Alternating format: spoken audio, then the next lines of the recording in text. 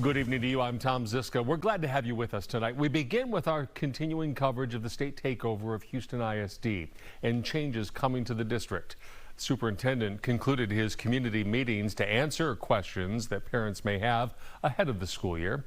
Fox 26's Sherman Desselle is live tonight to break down what was discussed. Sherman. Yeah, good evening, Tom. Today was the last out of the 8 scheduled meetings between Superintendent Mike Miles, the Board of Managers, and the public trying to get answers on what's happening in the next couple of weeks. And while the majority of people who would attend these meetings opposed Mike Miles' vision and views, he says everything they're doing is necessary. If we, HISD,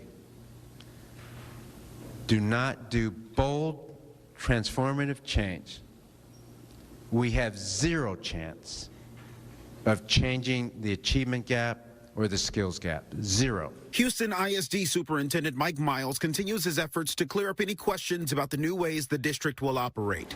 There are still concerns from special education teachers, wondering if there will be drastic changes to a student's individualized learning plan.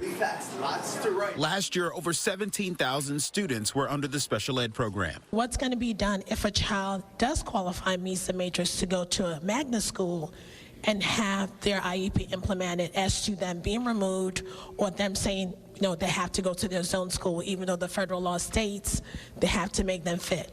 They have not made them fit in 12 years. If any child has an IEP, regardless of where they are, we will serve that student's needs per the law and per their IEP. Education leaders continue to show up and give their take on this issue, particularly with the NES and NES-aligned schools. If you really believe within your heart that these changes and all of this transformation is going to be good for those NES students, why don't you enroll your children in those schools? My son George goes to school in HISD, to a school that's not NES or NES aligned, but I would be happy to put him in an NES or NES aligned school. So if my son's school chose to be one next year, I'd be happy to continue to send him there. But there are also supporters of the big changes coming, including one educator who's concerned about the curriculum for her 4 children. For the past 7 years, I have been very outspoken about the subpar math instruction that my children have received here in West Houston. Administrators dismiss me because these are the good schools. Even our good schools, meaning schools that get higher achievement, can improve.